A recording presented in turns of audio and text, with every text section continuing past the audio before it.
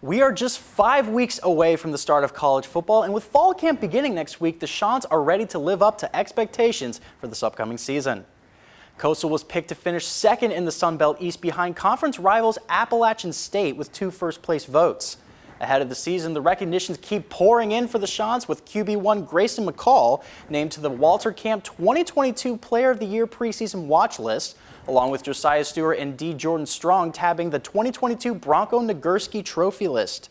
With the Sun Belt adding 4 new teams to the conference this year, Coastal will face 3 of the newcomers, starting with Old Dominion on October 5th, followed by Marshall, and then closing the season against James Madison. Keeping things on the gridiron, after tearing his ACL during spring practice, Myrtle Beach High School graduate turned Clemson Tiger Adam Randall is looking to get healthy enough to play at some point this season. Penn State's already up 7-0 when Nicholas Singleton explodes. Yeah, you're not catching him. 70 yards to the house. He'd finished with 2 touchdowns and 179 yards on just 10 carries.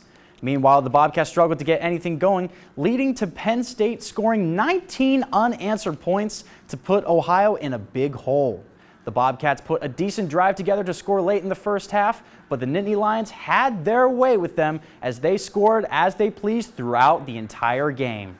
Penn State covered the 28-point spread, beating the Bobcats handily 46-10.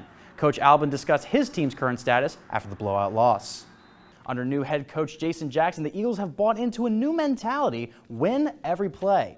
And Jackson wants to make them winners on and off the field. And so far, seems to be working. Eagles are 4-0 coming into this game, sitting atop the Hawking, but the Wildcats will give it their all, trying to spoil their untarnished season. Portsmouth West got into a bit of a rhythm late in the first half, and oh Lord, look at that move. A perfect 2-minute drill later, and the Senators pulled ahead, scoring a touchdown with 18 seconds left. Braxton Salmons is a senior kicker for the Wheelersburg Pirates. He made the preseason All-State second team after making 6 field goals and going 40 for 41 on extra points his junior season.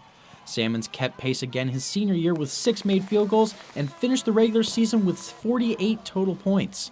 His stellar performance on special teams has warranted interest from the next level, and Salmons is up for the challenge.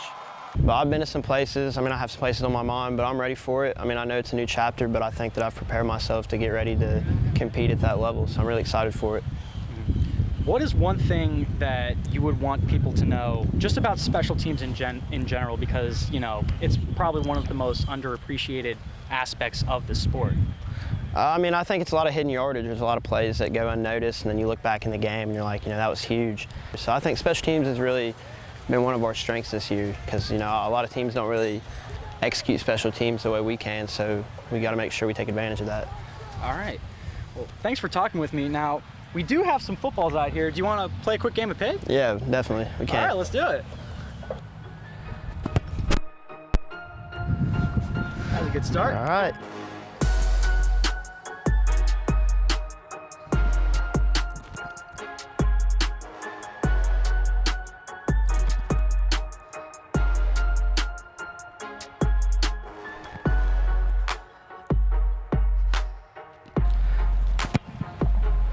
Again. That's game.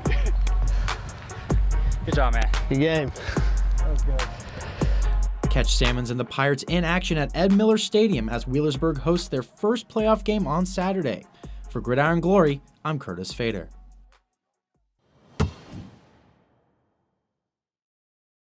Over the past few years, the Trimble Tomcats have been perennial state contenders, and one fan has been along for the ride every step of the way. Kaylin Hill, granddaughter of boys head coach Howie Caldwell, went to school at Eastern, yet attended as many Trimble games as possible. She would show up at games and refs would give her the game ball and she'd sit over there. And I think she really loved basketball. She suffered from Nemeline myopathy, a rare condition that afflicted her skeletal muscles, confining her to a wheelchair since she was just 2 years old. Despite her condition, she left many inspired about how she approached her life. You took each day and cherished it. I never saw when it looked like she was having a bad day. Each milestone achieved by the Tomcats was cherished by Hill, as she had always loved when they cut down the nets. In fact, in her home, she would have each net that she had won.